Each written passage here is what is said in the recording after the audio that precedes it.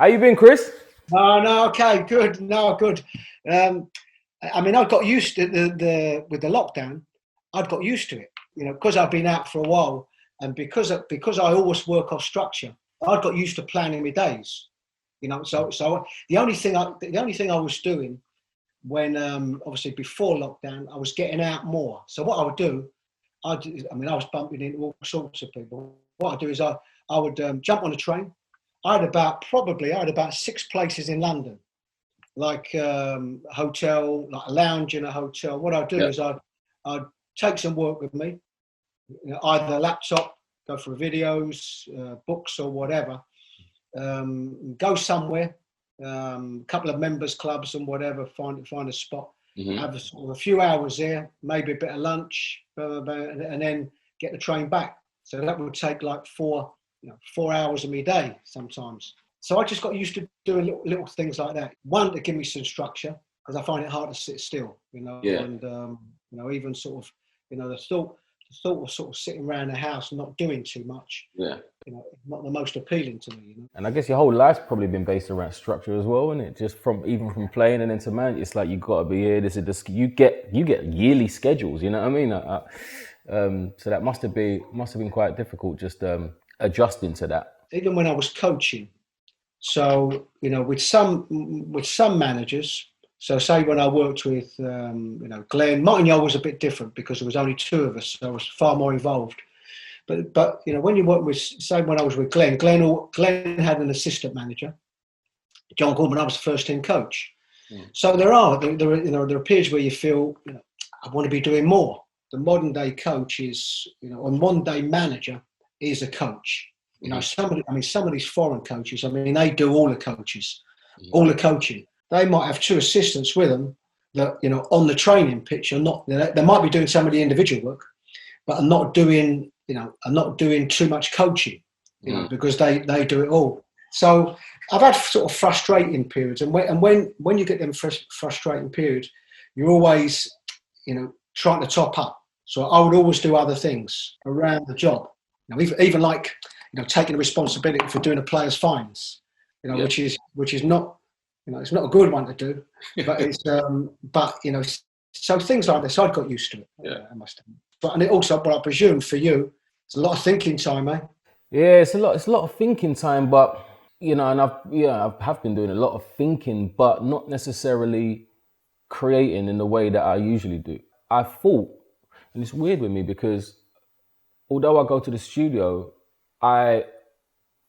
for years now, I've written all of my lyrics at home, all by myself at home, you know what I mean? So we've been in lockdown for like 4 months, and people see me and like, you must have like 3 albums by now. And I was like, you know what? It don't really flow like that. Although I do generally write quite, in a solitary space, I really miss the part of creating the music with other people and just being out and soaking up the energy and then going back to my writing, you know what I mean? So removing that hasn't really allowed that part of my writing style to flourish. But I have been doing a lot of thinking and a lot of reading, watching docs and whatnot, and just speaking to people and connecting with people, you know what I mean? Maybe more than you would usually.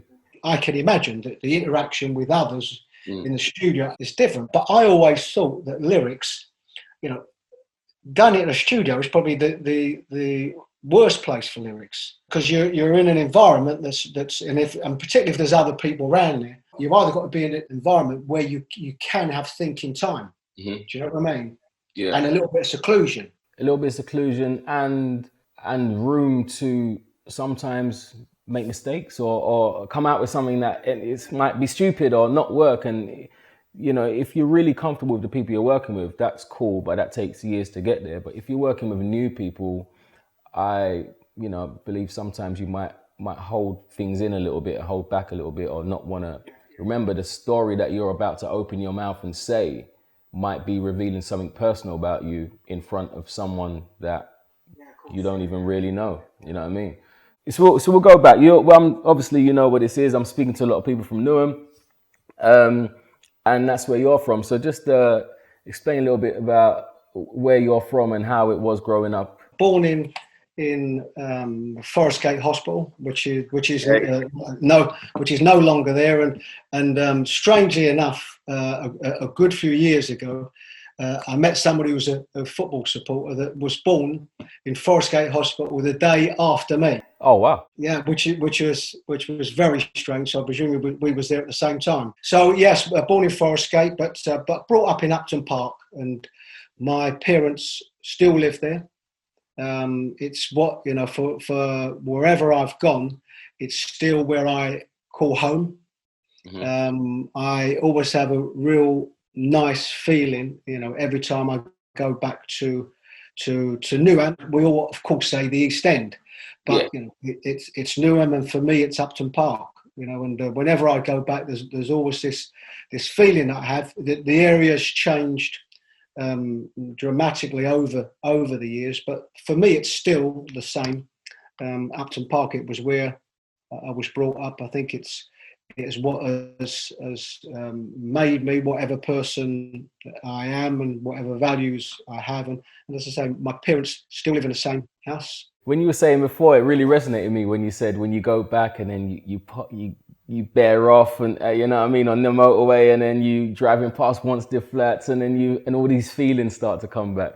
It really resonated with me, that. For me, it's a Wreckage roundabout, because for where I live, I'm probably 45 minutes away. I hit the 25 and then I hit the M11, and then as I come off the M11, it's the Wreckage roundabout, and then it's right, and then it's through Wanstead. So once I hit Redbridge, then it's close to home. I get that feeling.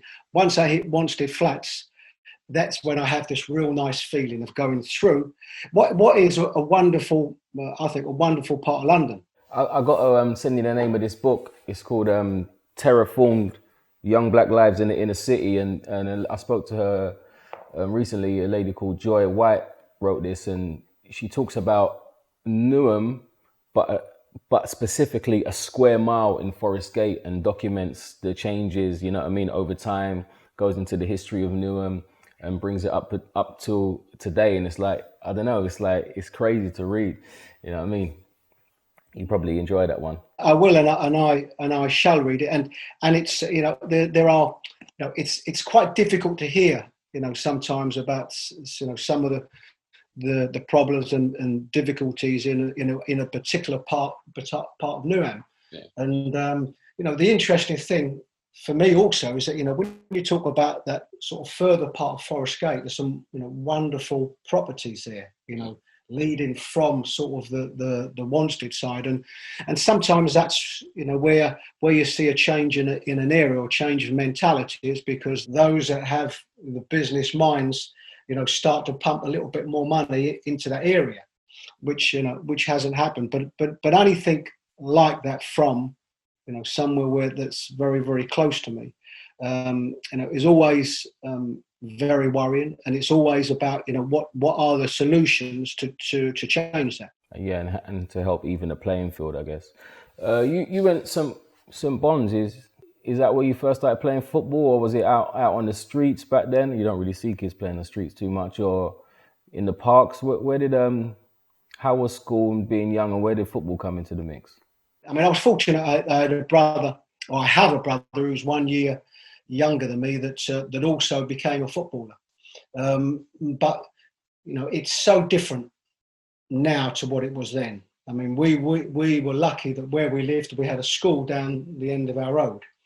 So we would play out in the streets every day, every single day. So you came, and sometimes it's hard for the modern person to sort of comprehend. But we literally would go to school, we'd go home, change. Sometimes you didn't change. Sometimes you was in your school kit. You're playing out in the street, or we're down the end of the road in the local school playground. My sister would run, call us, say that dinner's ready, and then it would be dinner, and then you would be back out again for another couple of hours. So it was sort of continuous, the sort of spare time that we had, around school.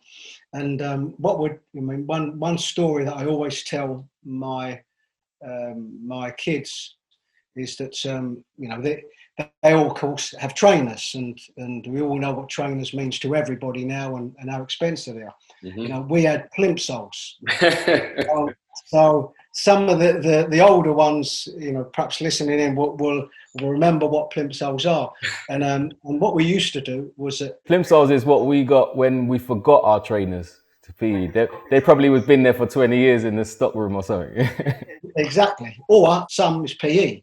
But what we used to do continuous is that we would obviously wear holes in the soles.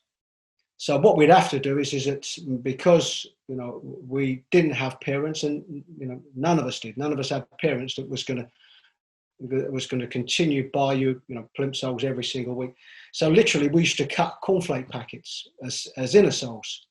Now the cornflake packets, we would maybe get 2 or 3, put them in as inner soles, and what that would do, that would give you another day. Wow. Wow. My parents gave us what they could, and I certainly wouldn't say that we were poor, but that was how it was them days, mate. Parents weren't gonna buy you something at a whim. When you needed to, then they would do. And so that was out in the streets, every single day. And so I was fortunate that because I've got a brother who's younger than me, if there wasn't anybody else, then the two of us would play. It's hard to think because nowadays, I've got a lot of mates and they've got kids that are becoming growing up and getting into football, and a lot of them want to be footballers, and they know what pot of gold can be at the end of it. How was it in your day? Was being a footballer something that was a great career choice? Would that have been like winning the lottery like it is today, or how was it? Like, what did you want to be? You never really thought of it that way. I can remember the first bit of, I suppose, in some ways, football fame. I don't know if that's the way. I went to St Bonaventures, but before that, I went to St Anthony's, which is right next door, and I was picked to play for Newham under 11s. So that was the first time. It was almost like something of an achievement, because I don't think there'd been too many kids at the school that had represented the borough. So I can remember at the time it was sort of quite a big deal. But certainly around about then, you was not thinking about a career in the game. And also, people ask me, who were my sort of role models and as players and so on. And remember in them days, we had the big match on a Sunday, which you might not have seen because you might have been out playing and so on, and probably match of the day. So if you look at from in this day and age, as an 8-year-old or a 7-year-old, you all the players that play for your the team that you support because your dad supports them and so on. It was different for us. It was more about playing. We didn't have so much recognition of the big name players at the time. You knew them, but there was no real connection because of what the youngsters now do, what they see on television, computer games, and so they almost know them inside out. Nowadays, you played for Tottenham. That was the first team you played for professionally, right? Talk about a football player that plays for Tottenham now. He wasn't something before that, He wasn't a lift engineer or so, you know what I mean? That was your thing, right? Was you studying to be a lift engineer, or did you become a lift engineer? And when did you stop doing whatever you was doing to become a professional player? Well, this is all, of course, in my pathway, and for some, it's they would find it hard to understand. I was at Tottenham as a 12 sort of stroke 13-year-old, which is completely different now. Any young players now that are associated with the club, that can be from 8 years of age, 8-9 years of age. So the clubs took them later then. So what happened was that I was at Tottenham with a group of other lads. There was 5 of us from Newham that went to Tottenham. We used to get 3 buses there on Tuesday and a Thursday night. So I was there until 16 years of age. 16 years of age is apprenticeship age. And then, of course, there's there's the decision then, are they going to offer you apprenticeship forms? And Tottenham didn't. But what they said to me was that we like you, we still think you've got a chance, but at this moment, we don't think you're good enough to have earned an apprenticeship. So then you're looking to embark on something else. And where we were fortunate at the time, and I would have been an average student at school, as would a lot of my friends. But at that stage, the chances of getting a job or an apprenticeship were, of course, far, far easier than they are now, stronger than what they are now. Yeah. So it was just a question of applying to different companies. It wasn't particularly lift engineering I wanted to do, but I wanted to do engineering. Mm. And people ask me, well, why do you want to do engineering? And there wasn't, a strong reason. Mm-hmm. It was a decision at the time, which route do you want to go down? So you apply to a lot of companies, got the interview back, and then I embarked on a 4-year apprenticeship as a lift engineer. The only change in that one was I stayed on at Tottenham as an amateur, training 2 nights a week, playing in the youth team and then the reserves. And then after 2 years, Tottenham wanted to offer me full-time terms. So the big decision then was, do I forfeit the 2 years left on me engineering apprenticeship and sign for Tottenham, or complete my apprenticeship? And I chose to complete my apprenticeship 4 years. And fortunately for me, I signed professional terms with the Tottenham straight after that, and fortunately got straight in the first team. Okay. So around that age of around 16, when you said you wasn't offered it, you said you weren't, good enough just yet. I was just speaking to Christine Ogaru. She was really into netball and she started athletics late. And she said she was about 2 seconds behind everyone else. And then we started talking about, that natural talent, people that don't have to work as hard as other people just because they're naturally gifted, and people that have to work twice as hard to achieve the same results. Now that don't last forever, but that's how it is at the beginning sometimes. Like, how long did it take you to kind of reach the level of the other players that were there, that might have got given the contract at 16 or whatever? And was that through sheer just like wanting to outwork people? I always put my turn of fortune down to myself, because I think you have got to have enough in you enough aspiration and hard work and determination to be able to do anything. But for me, it was also a change of position. Now, what had happened is that up until sort of 16 years ago, I was even though right-footed, I used to play left wing, left side midfield. And so that's where I was judged on. And so I stayed on at 16 years of age, so training 2 nights a week and then playing in the youth team.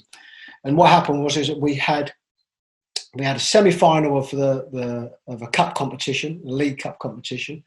There was a couple of injuries, and the coach, who sort of still quite liked me as a player, put me in at left back. Mm-hmm. And that was it. For that moment, I obviously played at right back as well, but I played almost every single game in that left back position. I would like to think that I would have found that position anyway, but of course there's no guarantees. But as I say, from that moment on, I played every game at left back. Consequently, that's why come 2 years later, they wanted to sign me as on full-time forms, which I chose not to do. I wouldn't put it all down to that, because I think you have got to have enough in the abilities that you've got. But I think there are always going to be moments that change it. Now, whether that's because there are moments that change how you are, your attitude, how you see things, or there are other circumstances that change the picture as such. And probably for me, it was a bit of both. What were some of the struggles back then, making it into football in the late 70s? We would have all experienced racism, absolutely. Every black player at the time, and of course, what we didn't have is, we had some role models. We didn't have maybe the role models that were influential enough that you was able to aspire to, because of maybe good players, but how they were around their whole being, or what they were allowed to do. We were probably not sort of privy to, and probably not not able to sort of grasp that at the time.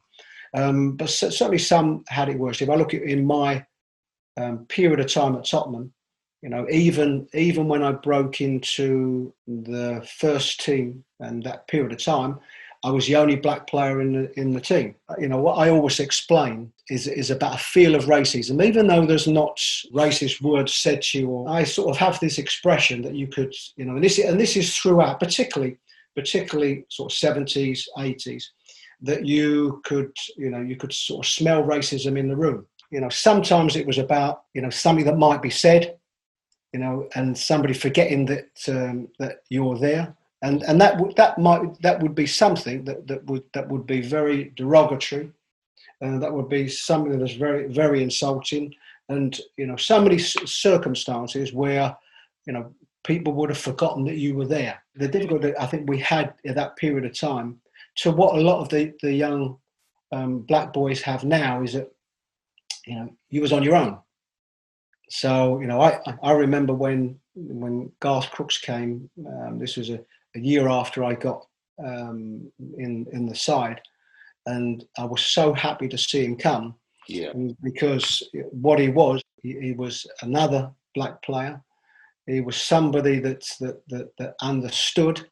He was somebody that you can confide in the areas that really affected, you know, how we felt and your emotions, because you could never really show your emotions during that time. The feeling was that any way that you showed something different, it's, you know, you had a chip on your shoulder, or, you know, that's not the case, or it's a bit of banter. Well, I think as we've gone through the years, and particularly where we are now, you know, it's become highly recognised that that's not just banter. Them issues weren't, you know, acceptable at the time. Attitudes have changed so much from a few years ago, I think. And you say chip on your shoulder. If Sterling would have came out and said something, it would be like, you know what I mean? You're a footballer making millions, like shut up and deal with it almost. You know what I mean? It happens in America. The TV presenter told LeBron James to shut up and dribble, you know? A guy like that, just shut up and dribble, you know what I mean? You should be happy we're allowing you to be in these positions almost, you know what I mean?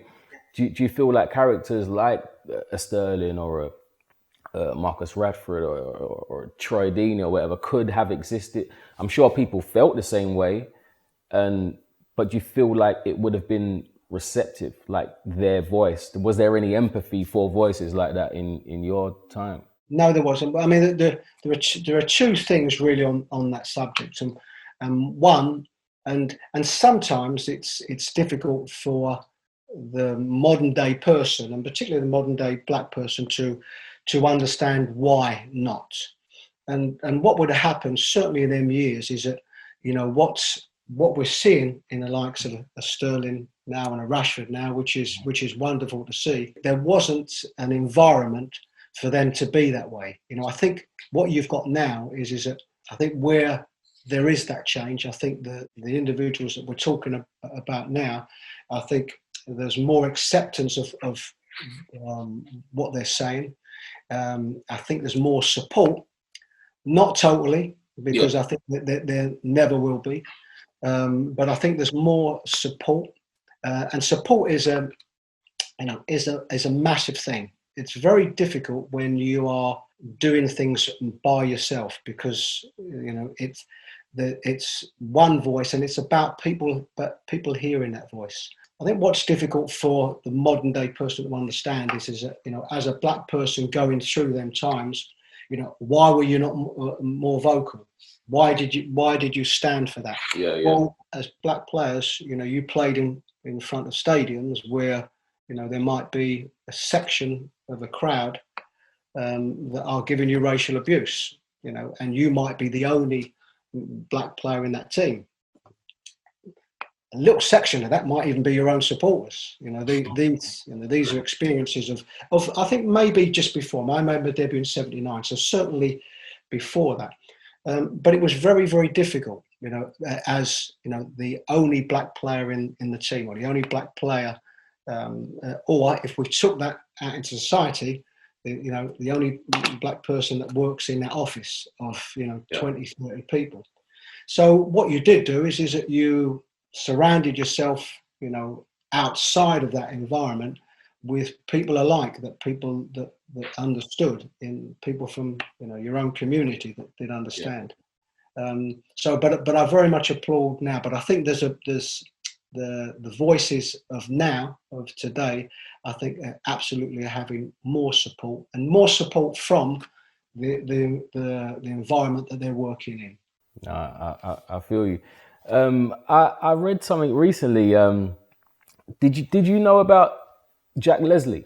No, but I was told. Yeah, it was so crazy. I come across this thing anyway. So people watching Jack Leslie. This is what I read. He was picked for England in 1925, and he was from Canning Town. You know what I mean? So that straight away kind of jumped out at me.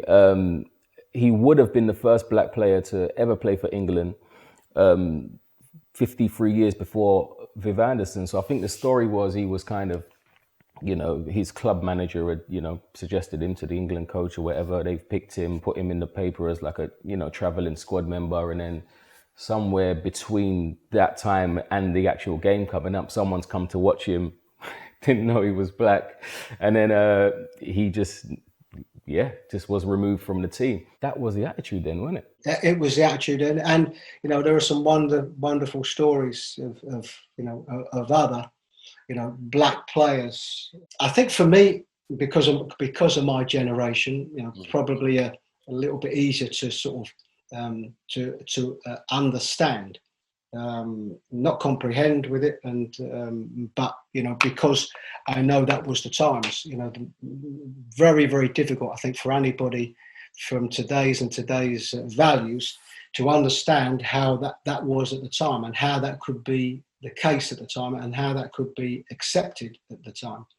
And I think probably the hardest thing, I think, to take is that the gap in time between something like that and then when the black player played for England. And when we speak about a lack of black coaches and black managers in the game, and we talk about a lost generation, lost generation of very good black players, some that had represented England, that because of how it was here, were not encouraged to go into coaching because they couldn't see that pathway.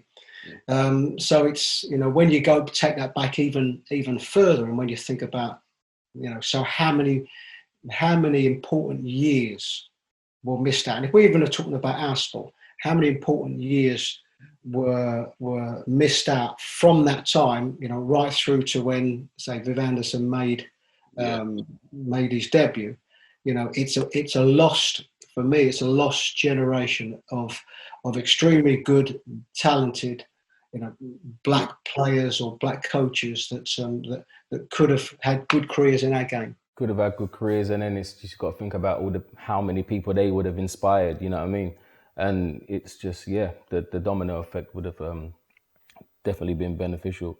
You spoke about as a player, being at times the only black player, and even years later in your managerial career, did you ever find that there was times where you're still the only black face in the room? You know what I mean? And this is not talking about your players and squad. It's like more, and I don't know what goes on behind closed doors or whatever. But does it still feel like that? Do you still feel like you've got you're the only one? I'm always conscious of that. I mean, one thing I would have to say is that if I look at my own pathway, very quickly, I finished my career. Ozzy Ardiles got the job at Tottenham at the time. This was in '93. I knew Ozzy. He knew I wanted to coach. I just finished, and he took me into Tottenham as his under 21 coach. I then stayed there for some 15 years, and then of course went on into management.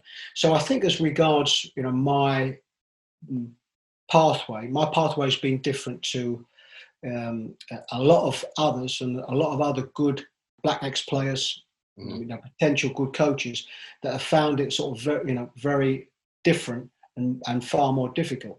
But I am conscious, one, because I've continually pushed and being involved in the debate of why there aren't as many black managers and coaches as in the game as what there should be, and that being the case, I'm always conscious. I go into a meeting with all the other managers, and I'm the only black manager there. Similar to when I was a coach.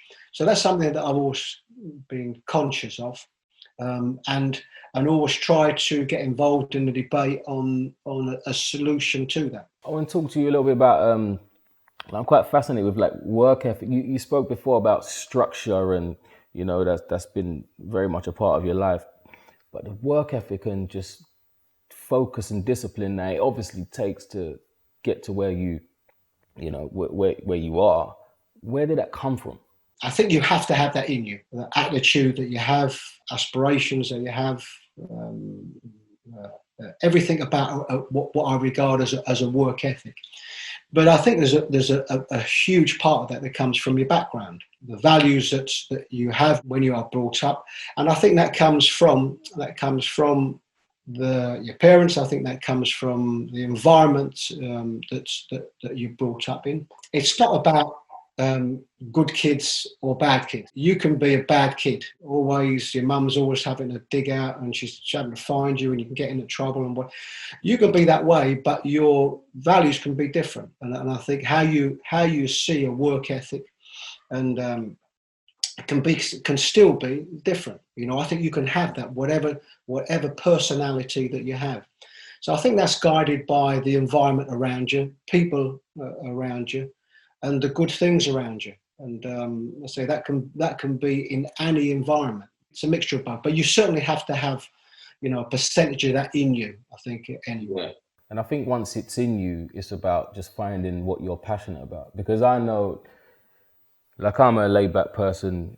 I remember, early on, people can mistaken that for being lazy. You know what I mean? Like, I'm a guy that I know the bin needs to go to the wheelie bin outside, and I just can't be bothered to do it. Like I'm one of those guys. But if it's music, if it's studio, you are not going to outwork me in that department. You know what I mean? I'm going to stay up to whatever o'clock it is, and I'm going to I would rehearse more than, you know what I mean? It's about where you put your efforts, That's your desires. I mean, there would be so many circumstances. There'd be so many circumstances where you've got, if we're talking about a young lad or a young lady that is striving to find it, and then when they find it, bang, that's it. Everything goes into that. Everything good, comes up. Inspirational comes up. That work ethic, So I think it is. I think it is about finding. It is about finding that, and that's why, I think it is so difficult. It's so difficult for so many of the young ones now. Even the ones that have gone. How many stories have we heard now of somebody going to university for 4 years and getting a master's in something, and then realizing. That's not what they want to do. That's not what their real passion is. And I think when there is that passion, I think it brings out the best in you. Now, whether that's going to be good enough or not, that's normal. Yeah, that's normal. That's about some of your surroundings and the environments that you're going into. But I think it gives you, I think, the best possible chance. And if there's an environment around you, and if I talk about our football environment, particularly these days, what say the youngsters will have now as regards facilities and parents that are driving them here and so on. They have everything at their disposal, but they're not going to do it unless they have that desire inside. Yeah, I was just talking to Idris, because obviously he lived in Newham as well, and he's obviously an actor and started directing now, and I was just talking to him about the difference between both and so much control you have as a director, and how is he going to ever relinquish that power again to go and act in something where someone else is calling the shots. So I wanted to talk to you a bit about like playing versus managing, like what are the differences and what do you prefer? Is there more pressure involved in playing or management? Management. Definitely. For years, I was a coach. So I was an assistant coach or first team coach. And people say to me, well, why was you a coach for so long? I was a coach for 15 years before I went into management. And people say, why so long before you then went into management? And, one thing that I will always say is that in whichever role that I was in, that was it for me. The most important thing for me was to give everything in that role that I'm doing. So I think even as regards, if we're making any sort of correlation to acting or directing, I'm quite sure that a director dropping back into acting role will put every bit of effort, that they've always done. And it's the same for me as regards playing and management. As a player, what we mustn't sort of come away from is that there is the pressure of playing, there's a pressure of getting results. But when it's a team game, it's a team game. And what we mustn't come away from is that, you are supposed to enjoy it. Mm-hmm. So when we're watching all these wonderful, talented players here, what you like to think is that, they're actually enjoying what they're doing. So I think that alleviates some of the pressure. It's a team game, but you might be responsible as a player for certain periods or bad performances that you've had, but in general, you're not going to be responsible. As a manager, there's far more that falls on your shoulders. You think about the game far more. As a player, I thought about the game as a player, but you played. Yeah. You went to training, you was directed, you enjoyed it, you gave your best on a match day. The preparation that goes into coaching, particularly management, means that there's that build up of pressure, going into a game, a match day game. Can you switch off though when you've left the training ground and you go back home? It's difficult. I must admit, it is difficult, and I think in any walk of life, if things are going well, then that compensates for an awful lot of things. So if your team's on a good run, then absolutely it's less pressure because there are more good days. You win on a Saturday and you're in on a Sunday morning or the Monday. There's that that lasts a couple of days until the pressure builds up until the next one. So that pressure so much is there. It can be alleviated certainly by how the team's going, and probably personally, and I could vouch for most managers. The most difficult times of pressure are when you are going through a difficult time. Yeah. It is difficult to switch off because there is so much to do. And probably the down times are, say, when things are going well, or sometimes I used to quite enjoy, if it was a Saturday game, I used to quite enjoy Friday afternoons because by then you'd done all your work, you'd picked your team, the difficult decisions you had to make on who you was going to play and drop, you've done that, you've told the team, and sometimes you would have them good 3 hours where, it was almost a little bit downtime. But it's a difficult part of the game, and it's one of the parts of the game that if you spoke to all managers, they would say the same. We've got to try and find more time for ourselves to have, other things that you can do. Some play golf, watch films, family, and probably my family and the kids and grandkids are probably my escape from the pressure. Talking about managing, but more so managing players off the pitch. I mean, I know every time I see you like at family functions or whatever, you always got like good words to say. It's always quite positive, and I remember before when I was telling you about when I think I must have first done Top Boy, and I was like, I'm not too sure, and then if I might do it again or do something else, and you was really encouraging me to like take opportunities and be fearless and all that kind of. Is that how you are with your players, or with certain players, maybe more so the young ones, off the pitch, that man management? Is that something that you relish, or is it difficult? No, it's something that I relish, something I enjoy doing, and remember I was a coach for 15 years, 14 and a half years, well probably more than that, almost 16 years, because I was a coach at Newcastle before I went into management. The players feel like they can speak to a coach more than Manager. Okay. Yeah, and that is also through choice. You know, I mean, if you look at the moment, and we're looking at Liverpool having won this league, and you look at Jurgen Klopp, and you know what you see in him is, you know, he's incredibly close to his players. Mm-hmm. You know, he shows a lot of affection, but that's very difficult. It is very difficult because there's part of you as a manager that doesn't want to get so close. Yeah. You know, because it's all right for what you see. You know, and Jurgen Klopp's a great example. Mm. You know, they're a team that's winning every week. You know, and as I say, when you're winning games, that covers a multitude of things. But when things are not going so well, it's different. So as a manager, you generally don't want to get too close, you know, to the players, and that link, you know, between the players and the manager is that coach. So I'd got used to them relationships that you can have with players as a coach. So I think when you know, the hard bit from that was then jumping into management. Yeah.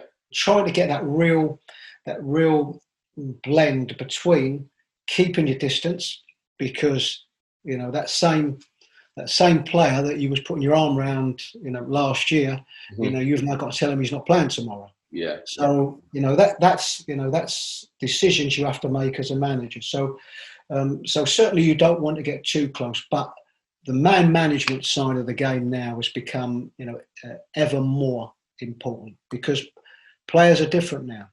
And you know, I think we've all seen, you know, the media spotlight is different on players and social media, and so they're household names, and so and they have more now. You know, very quickly. You know, if I go back to, you know, to certainly the era that I played, you know, we had one sub, so you know you had to stand a team. Yeah, we had when I made my debut, there was only one sub. Yeah, one sub, and the modern day player finds that hard to comprehend. So you got to play in every position. As a sub, you might have to come on and go. Well, there are a lot of subs that could play in a few positions, and it shows you a sort of a mentality of play. And that, you know, now I can only remember, you know, on 2 occasions where a player had to go in goal, you know, because the goalkeeper got injured, and the goalkeeper was never on the bench. Yeah. So if the goalkeeper got injured, a player would have to go in goal. But generally, players played on. And you know, players earned a salary and they got a bonus, and you wanted to stay in the team because a bonus meant a lot to you. Mm-hmm. So the difference is that, and I'm not saying dramatically the attitude of players has changed, because you know I still see, you know, you look at these top players, they are incredibly motivated players. Mm-hmm. That's the reason why they're top players.